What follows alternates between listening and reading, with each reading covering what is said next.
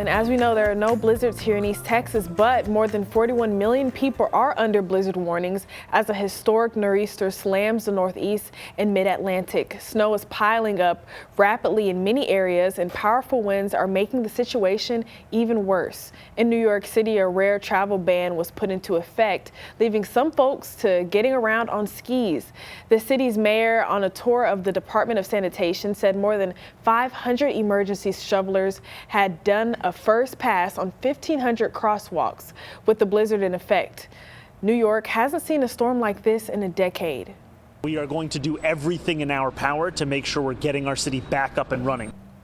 More than 10,000 flights have been grounded since Sunday, with even more delays and cancellations expected today. Another system is expected to dump snow on parts of the Great Lakes and upper Midwest starting tomorrow.